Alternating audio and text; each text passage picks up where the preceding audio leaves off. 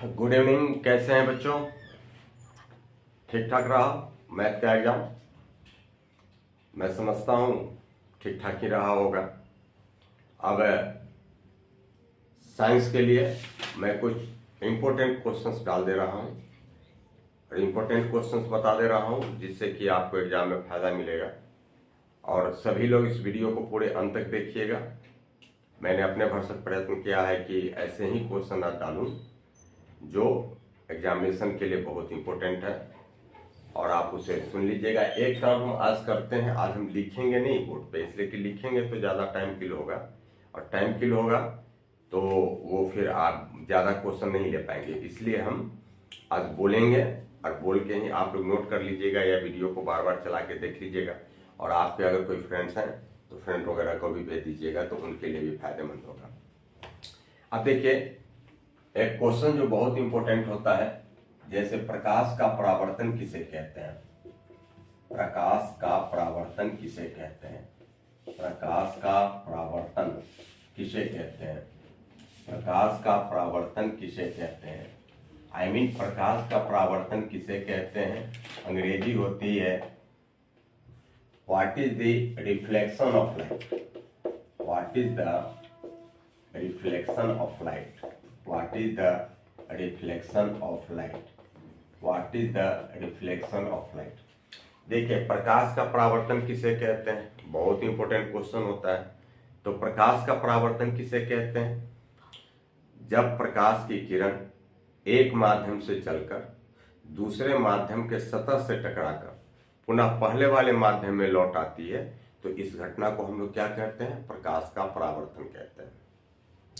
क्या मैंने कहा? जब प्रकाश की किरण एक माध्यम से चलकर दूसरे माध्यम के सतह से टकराकर पुनः पहले वाले माध्यम में लौट आती है तो इस घटना को हम लोग प्रकाश का परावर्तन कहते हैं।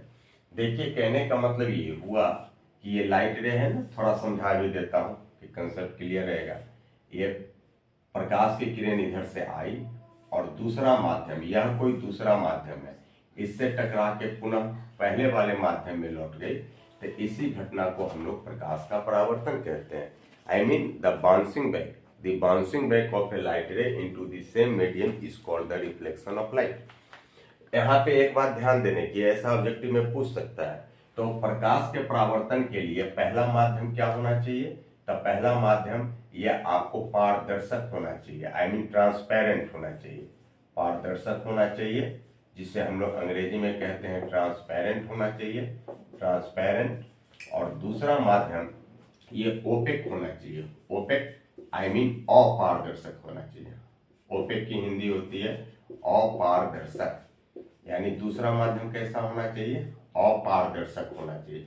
ऑब्जेक्टिव में पूछ सकता है प्रकाश के परावर्तन के लिए दूसरा माध्यम कैसा होना चाहिए, तो दूसरा माध्यम कैसा होना चाहिए? अपारदर्शक हो। आपको पता है पारदर्शक वह माध्यम होता है जिसमें प्रकाश की किरणें गुजर जाती है, अपारदर्शक माध्यम वह माध्यम होता है जिससे होकर प्रकाश की किरणें नहीं गुजरती हैं। तो प्रकाश का परावर्तन किसे कहते हैं? मैंने कहा जब प्रकाश की किरण एक माध्यम से चल के दूसरे माध्यम के सतह से टकरा के पुनः पहले वाले माध्यम में लौट आती है तो इस घटना को प्रकाश का परावर्तन कहते हैं। मतलब the bouncing back of a light ray into the first medium is called the reflection of light. Or for the reflection of light, the first medium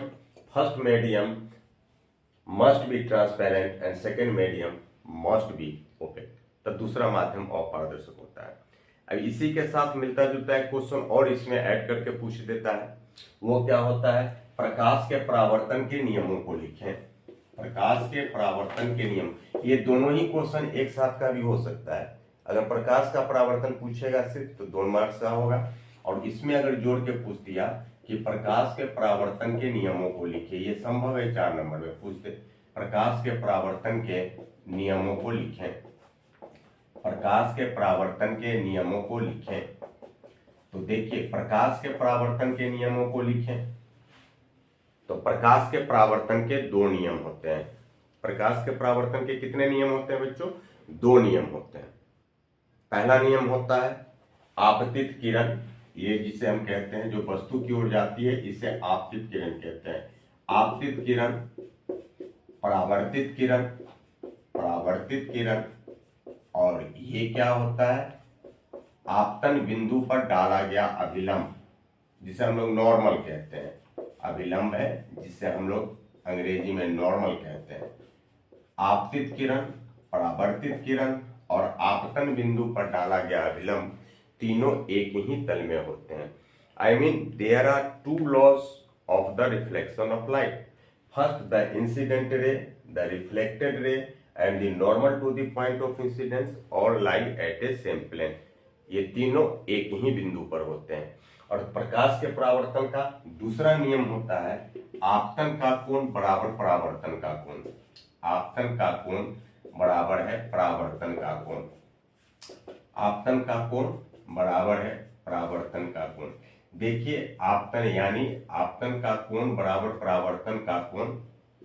angle of incidence, angle of incidence, angle of incidence is equal to angle of reflection, angle of reflection. तो देखिए ये बहुत ही important question होता है। हमने अभी क्या कहा, प्रश्न पूछेगा प्रकाश का परावर्तन किसे कहते हैं, प्रकाश के परावर्तन के नियमों को लिखिए। क्या होगा आंसर, जब प्रकाश की किरण एक माध्यम से चलकर दूसरे माध्यम के सतह से टकराकर पुनः पहले वाले माध्यम में लौट आती है तो इस घटना को प्रकाश का परावर्तन कहते हैं। प्रकाश के परावर्तन के दो नियम होते हैं। पहला नियम, आपतित किरण, परावर्तित किरण और आपतन बिंदु पर डाला गया अभिलंब तीनों एक ही तल में होते हैं। और दूसरा, आपतन का कोण बराबर परावर्तन का कोण। इसे अंग्रेजी में कैसे बोलेंगे, the bouncing back of a light रे into the same medium is called the reflection of light. There are two laws of the reflection of light.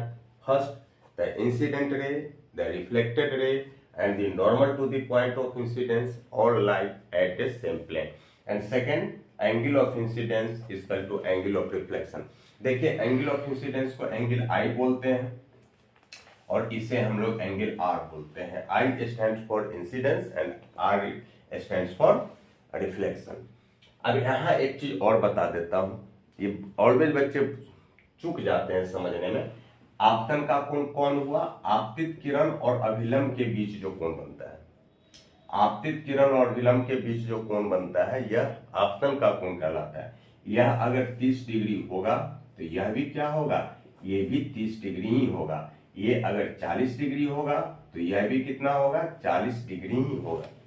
अच्छा, यहाँ पे बिहार बोर्ड में पूछ चुका है ये क्वेश्चन कि अगर कोई प्रकाश की किरण 90 डिग्री के कोण पर आपतित होती है तो किधर जाएगी, तो 90 डिग्री पे, तो जब आपतन का कोण 90 डिग्री होगा तो परावर्तन भी 90 होगा। आई मीन वो लाइट रे क्या करेगा, अपने ही पाथ पे बैक कर जाएगा, यानी वापस अपने ही पथ पे चली जाएगी। ठीक है, कोई दिक्कत, कोई दिक्कत, कोई दिक्कत नहीं ना। बहुत इंपॉर्टेंट क्वेश्चन। देखिए दूसरा प्रश्न होगा, प्रकाश का अपवर्तन किसे कहते हैं, इसके नियमों को लिखिए। देखिए फिर वही बात, अगर सिर्फ पूछ दिया प्रकाश का अपवर्तन तो वो 2 मार्क्स का पूछेगा, अगर उसके नियम को पूछ दिया तो फिर ज्यादा मार्क्स का ये क्वेश्चन हो जाएगा। प्रकाश का परावर्तन और प्रकाश का अपवर्तन ये दोनों में से एक ऑलवेज पूछता ही पूछता है। तो दूसरा क्वेश्चन देखिए, प्रकाश का अपवर्तन किसे कहते हैं, प्रकाश का अपवर्तन किसे कहते हैं, प्रकाश का अपवर्तन किसे कहते हैं, किसे कहते हैं,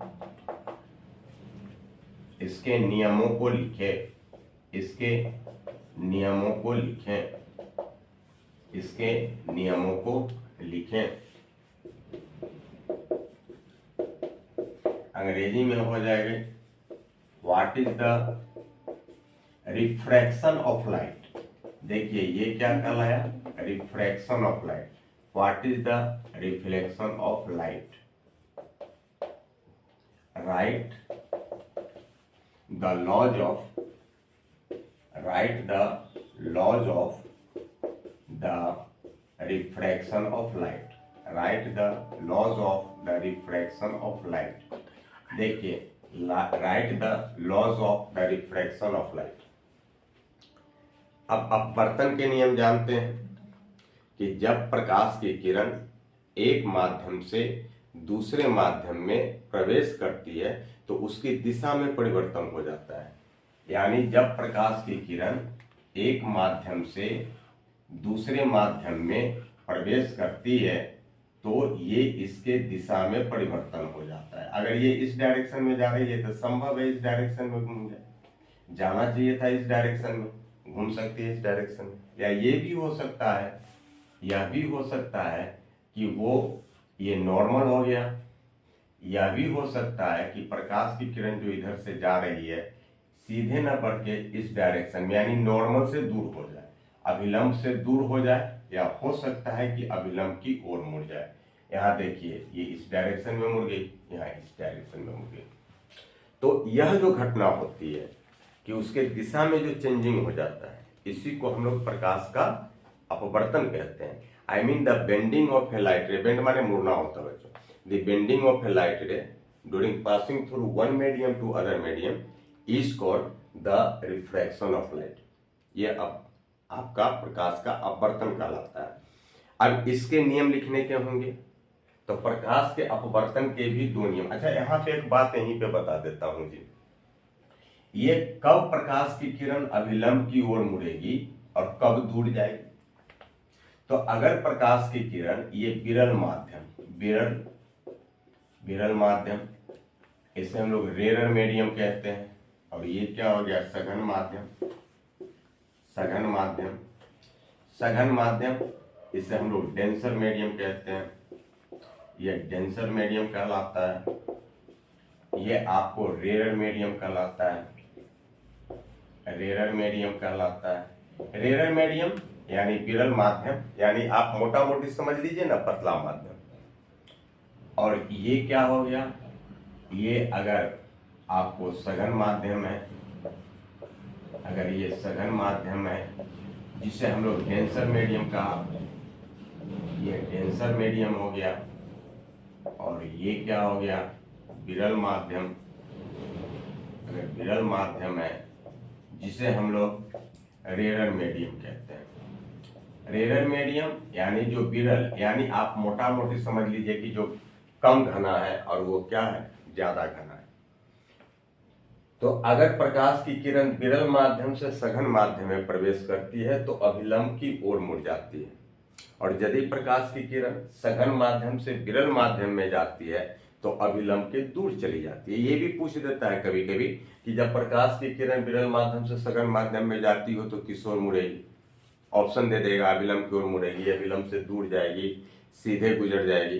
तो देखिए सीधे गुजरने का तो कोई बात ही नहीं है, ये जब भी दोनों डिफरेंट मीडियम होंगे तो उसकी दिशा में परिवर्तन होगा ही होगा। तो जब प्रकाश की किरण विरल माध्यम से सघन माध्यम में प्रवेश करती है तो अभिलंब की ओर मुड़ जाती है, और जब सघन माध्यम से विरल माध्यम में जाती है तो अभिलंब से दूर भाग जाती है। I mean when a light ray passes through a rarer medium to a denser medium, it bends towards normal.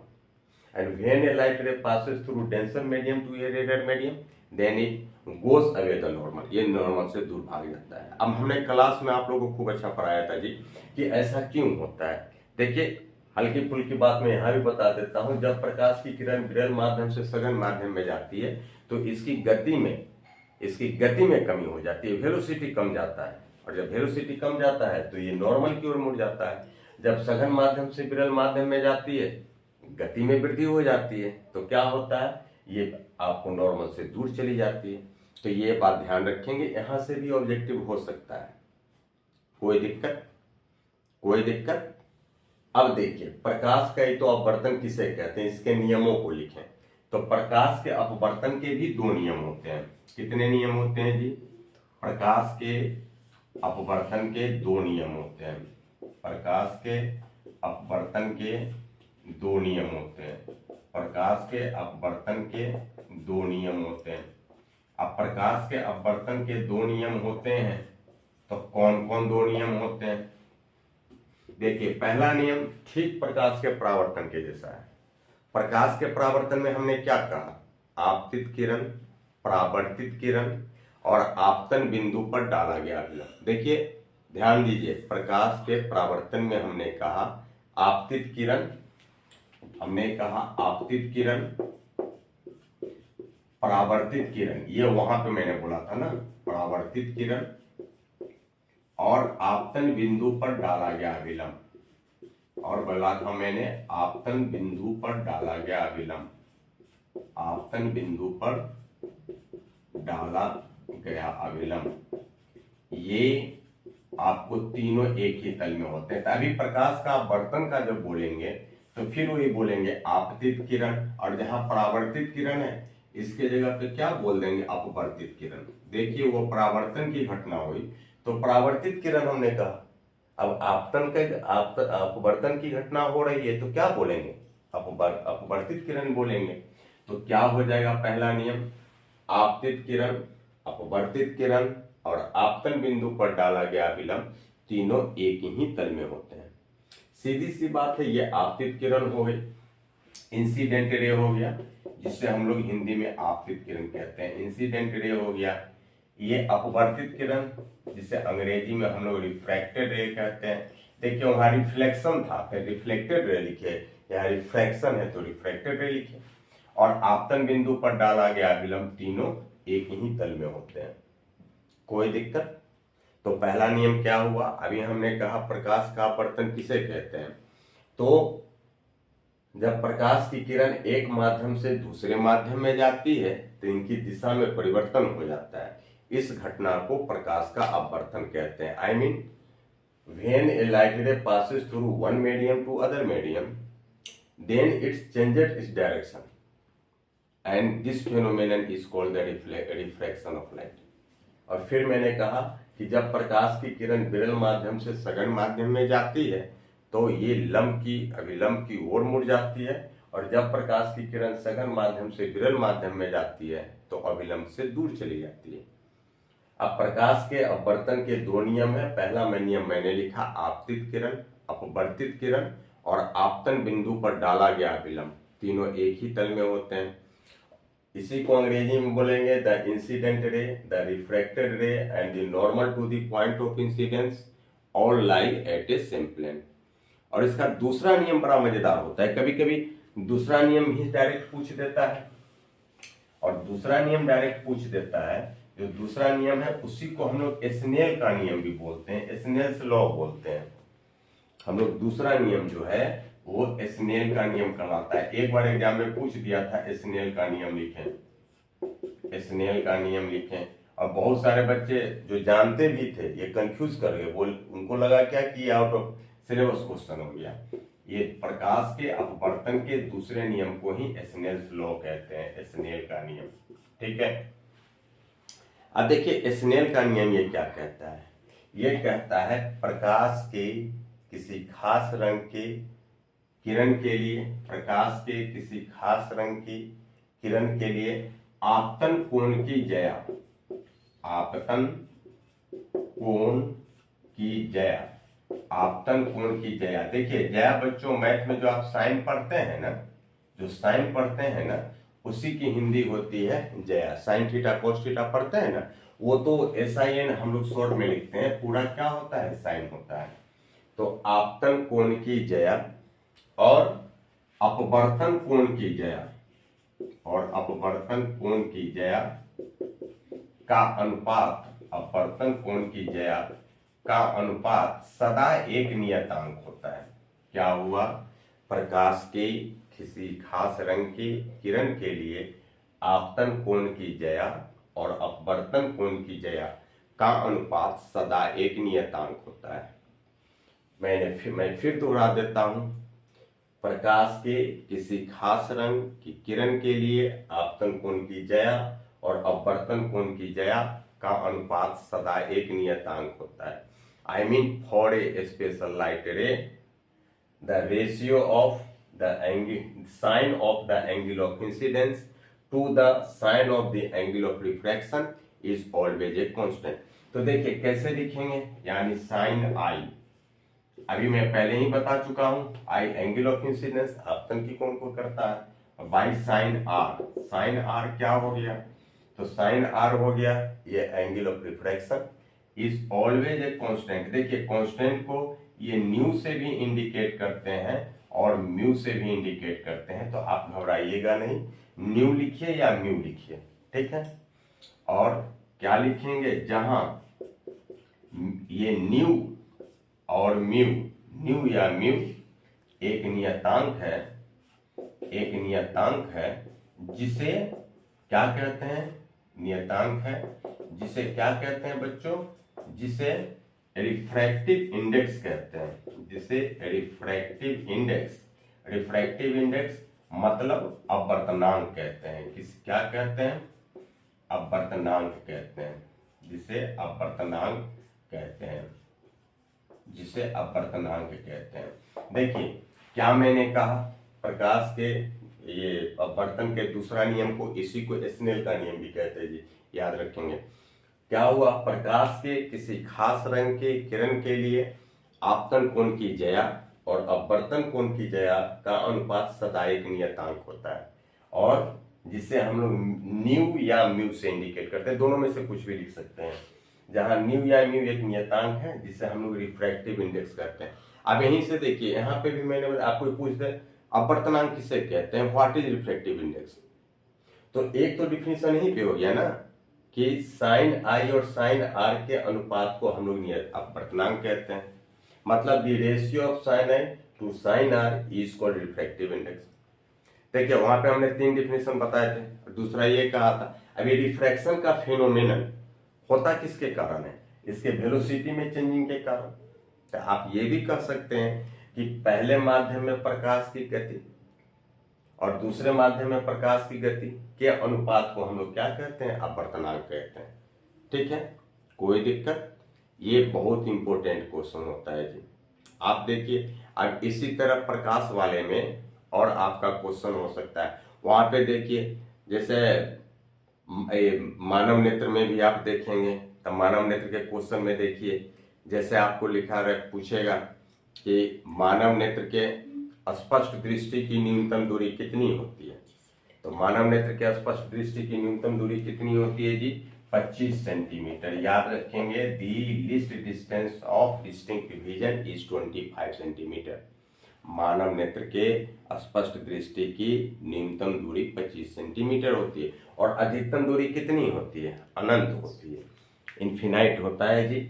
अधिकतम दूरी कितनी होती है, अनंत होती है।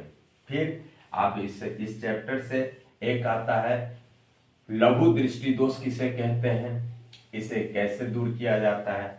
फिर आएगा दीर्घ दृष्टि दोष किसे कहते हैं, इसे कैसे दूर किया जाता है। तो देखिए लघु दृष्टि दोष जिसे हम लोग शॉर्ट साइटेडनेस बोलते हैं, लघु दृष्टि दोष जिसे हम लोग शॉर्ट साइटेडनेस कहते हैं, क्या बोलते हैं, शॉर्ट साइटेडनेस कहते हैं, लघु दृष्टि दोष किसे कहते हैं। और एक होता है दूर दृष्टि दोष, दूर दृष्टि दोष जिसे हम लोग लॉन्ग साइटेडनेस कहते हैं, क्या कहते हैं, लॉन्ग साइटेडनेस कहते हैं, जिससे हम लोग लॉन्ग साइटेडनेस कहते हैं। देखिए एक बात बताता हूं, अभी बिल्कुल अब जस्ट सामने एग्जामिनेशन है, कंफ्यूज नहीं हुई इसलिए बता दूं। लघु दृष्टि दोष जो दिखाई दे ना, जो दोष पूछे वही दिखाई देता है। जैसे लघु दृष्टि दोष, तो आप कह लीजिए लघु का मतलब छोटा होता है ना, कम होता है ना, यानी ऐसा दृष्टि दोष जिसमें नजदीक की वस्तु तो दिखाई दे मगर दूर की वस्तु दिखाई नहीं दे, उसे क्या कहते हैं, लघु दृष्टि दोष कहते हैं। और दूर दृष्टि दोष क्या हो गया, जिसमें दूर की वस्तु दिखाई दे मगर नजदीक की वस्तु नहीं दिखाई दे। देखिए दोनों दृष्टि दोष है। अब दोनों दृष्टि दोष है तो याद रखने के लिए बता देता हूं, थोड़ा लगता है कि उल्टा आएगा, लेकिन लघु दृष्टि दोष यानी जो दोष पूछे ना वही दिखाई देता है। मतलब लघु दृष्टि दोष से आप क्या समझते हैं, आएगा क्वेश्चन, तो आप लिखेंगे ऐसा दृष्टि दोष जिसमें नजदीक की वस्तु दिखाई दे मगर दूर की वस्तु दिखाई नहीं दे, उसे हम लोग लघु दृष्टि दोष कहते हैं। और इसे किस लेंस से हम लोग दूर कहते हैं, तो इसे हम लोग अवतल लेंस से दूर कहते हैं। किस लेंस से दूर कहते हैं, अवतल लेंस से दूर कहते हैं। अवतल लेंस की आप जानते होंगे अंग्रेजी क्या होती है, कनकेव लेंस। क्या होता है, कनकेव लेंस से हम लोग दूर करते हैं। आप अवतल लेंस का फिगर जानते होंगे जी, ऐसे बनाते हैं ना, ऐसे बनाते हैं। तो ये क्या हो गया, ये लघु दृष्टि दोष यानी ऐसा दृष्टि दोष जिसमें नजदीक की वस्तु दिखाई देती हो लेकिन दूर की वस्तु दिखाई नहीं देती हो, तो उसे हम लोग क्या कहते हैं? लघु दृष्टि दोष कहते हैं। इसे अवतल लेंस से दूर करते हैं। दूर दृष्टि दोष ऐसा दृष्टि दोष जिसमें हम लोग दूर की वस्तु दिखाई देती हो लेकिन नजदीक की वस्तु नहीं दिखाई देती हो, तो इसके दूर करने के लिए हम लोग किसका प्रयोग करते हैं? उत्तल लेंस का प्रयोग करते हैं। उत्तल लेंस आप जिसकी अंग्रेजी जानते होंगे, उत्तल लेंस जिसकी अंग्रेजी क्या होती है? कन्वेक्स लेंस होती है। क्या होती है? कन्वेक्स लेंस होती है। I mean the defect of vision in which a person is able to see nearer object but he is not able to see farther object is called short-sightedness. And the defect of vision in which a person is able to see farther object but he is not able to see nearer object is called long-sightedness. कोई दिक्कत समझने में? ये भी important question होता है। पहले ही बताया कि स्पष्ट दृष्टि की न्यूनतम दूरी 25 सेंटीमीटर, अधिकतम दूरी अनंत होती है। यहाँ एक और क्वेश्चन बड़ा इंपॉर्टेंट होता है कि मानव नेत्र में प्रतिबिंब कहाँ बनता है? तो मानव नेत्र में प्रतिबिंब रेटिना पे बनता है। कहाँ पे बनता है बाबू? रेटिना पे बनता है। प्रतिबिंब रेटिना पे बनता है। कहाँ पे बनता है? रेटिना पे बनता है। ये रेटिना आपको पता है, ये अंदर का पार्ट होता है, ये सबसे इनर मोस्ट पार्ट होता है जहाँ पे प्रतिबिंब बनता है। और ये जो रेटिना होता है इसी पे प्रतिबिंब बनता है। वो उल्टा प्रतिबिंब बनता है। वो कैसा प्रतिबिंब बनता है? उल्टा बनता है। और जिसको मनुष्य अपने सेंसेशन के आधार पे उसको क्या देखते हैं? सीधा देखते हैं। बहुत ये आपको बता दूं, कॉम्पिटिटिव एग्जाम में भी ये पूछ चुका है कि मानव नेत्र में प्रतिबिंब कहाँ बनता है? तो रेटिना में बनता है। अभी टीचर वाले में एग्जाम जो हुआ है उसमें एक क्वेश्चन पूछ दिया था कि जो लोग नेत्र को डोनेट करते हैं यानी आई डोनेट करते हैं, नेत्र दान करते हैं, तो फिर नेत्र का कौन सा पोर्शन को डोनेट किया जाता है? ऑप्शन दिए हुए था, वो पुपिल था, रेटिना था, ये नहीं, कॉर्निया जो सबसे आउटर मोस्ट होता है, सबसे बाहर वाला लेयर है, तो कॉर्निया को ही डोनेट किया जाता है। ये अभी टीचर वाले में पूछा था। खैर अभी तक ये क्वेश्चन बिहार बोर्ड में नहीं पूछा है, टीचर वाले एग्जाम में अभी हुआ है उसमें पूछा था। तो मानव नेत्र में प्रतिबिंब कहाँ बनता है? रेटिना पे बनता है। फिर आप स्पेक्ट्रम से क्वेश्चन रहता है। आप पूछते हैं व्हाट इज स्पेक्ट्रम? वर्णपट किसे कहते हैं? वर्णपट आई मीन स्पेक्ट्रम किसे कहते हैं? तो स्पेक्ट्रम किसे कहते हैं? देखिए आप पढ़े होंगे, क्लास में खूब अच्छा पढ़ाया हूँ। स्पेक्ट्रम सबसे पहले किसने देखा और स्टडी किया? वहां बताया था बच्चों, न्यूटन ने देखा और उसका स्टडी किया। आपको ये भी बताया था स्पेक्ट्रम वर्ड जो है ये आपको स्पेक्ट्रा से बनाया है जिसका अर्थ भूत होता है। सारी बातें मैंने क्लास में करवा रखी थी जी। अभी जहाँ पे जो जरूरत है बहुत अधिक मैं उसकी बात कर रहा हूँ। तो वर्णपट क्या होता है? स्पेक्ट्रम क्या मैंने बताया था? ये आपका प्रिज्म होता है ना, ये प्रिज्म। तो क्या आपने पढ़ा है जब श्वेत प्रकाश की किरण यानी व्हाइट लाइट रे आई मीन जब श्वेत प्रकाश की किरण किसी प्रिज्म से गुजरती है तो अपने 7 अवयवी रंगों में बट जाती है। देखिए बाबू, एक्चुअली जो श्वेत प्रकाश की किरण है वो 7 रंगों का मिश्रण होता है। ये 7 अवयवी रंगों में बट जाती है, 3 4 5 6 और ये 7। जब श्वेत प्रकाश की किरण किसी प्रिज्म से गुजरती है तो अब 7 अवयवी रंगों में बट जाती है। इन 7 रंगों की रंगीन पट्टी, ये जो रंगीन पट्टी हुआ 7 रंगों का, इसी को हम लोग क्या कहते हैं? स्पेक्ट्रम कहते हैं। इसी को हम लोग क्या कहते हैं? स्पेक्ट्रम कहते हैं। कहने का मतलब क्या हुआ? व्हेन ए व्हाइट लाइट रे passes through a prism, it splits into 7 component colors. Component colors यानी अवयवी रंग। When a white light ray passes through a prism, it splits into 7 component colors, and the colorful band of these 7 colors is called spectrum. ये 7 रंगों की रंगीन पट्टी को ही क्या कहते हैं? स्पेक्ट्रम कहते हैं। और ये रंगों का नीचे से ऊपर का जो ये कॉम्बिनेशन होता है, इट इज डिनोटेड बाय विव गयोर। देखिए विव गयोर आपको पता है V stands for violet, violet जिसे बैंगनी बोलते हैं जी, V stands for violet, I for indigo, I for indigo, indigo को क्या कहते हैं, जामुनी कलर कहते हैं। G स्टैंड्स फॉर ग्रीन, ये हरा कहलाता है जी। Y स्टैंड्स फॉर येलो, ये क्या कहलाता है, पीला कहलाता है जी, आप हमसे बेहतर जानते होंगे। O stands for orange, O क्या होता है, ऑरेंज, जिसे हम लोग क्या कहते हैं, नारंगी रंग कहते हैं। और R स्टैंड्स फॉर रेड, जिसे हम लोग क्या कहते हैं, लाल कहते हैं। तो ये नीचे से ऊपर का क्रम लिखा हुआ रहता है जी, जैसे ये नीचे वाला violet, indigo, green, yellow, orange, VIB, B छूट गया जी, B, फिर GYOR, भी गयोर, जहां V स्टैंड्स फॉर, मैंने V बैंगनी को सूचित करता है, I जामुनी को, G ग्रीन को, Y येलो को, O ऑरेंज को, R रेड को। तो ये नीचे से ऊपर का क्रम होता है। मतलब जब श्वेत प्रकाश की किरण किसी प्रिज्म से गुजरती है तो अपने 7 अवयवी, मैंने कहा अवयवी जी, 7 अवयवी रंगों में बट जाती है। इन 7 रंगों की रंगीन पट्टी को हम लोग क्या कहते हैं, वर्णपट कहते हैं, स्पेक्ट्रम कहते हैं। भीव गयोर, और ब्लू छूट गया यहाँ पे जी, ये B stands for blue, blue का मतलब क्या होता है, नीला, ठीक है। तब ये 7 रंगों की रंगीन पट्टी को ही हम लोग स्पेक्ट्रम कहते हैं। अब यहाँ देखिए पूछता क्या है, ऑलवेज ये पूछता रहता है, सबसे अधिक विचलन किस में होता है। तो विचलन यानी अपने पथ से हट जाना, तो सबसे अधिक विचलन किस में हुआ, बैंगनी में हुआ। सबसे कम विचलन किस में होता है, लाल में होता है। देखिए फिर याद दिला दूं, ये सब बहुत ऑब्जेक्टिव में इंपॉर्टेंट होता है। सबसे अधिक विचलन किस में होता है, बैंगनी में। सबसे कम विचलन किस में होता है, या आपको लाल रंग में होता है।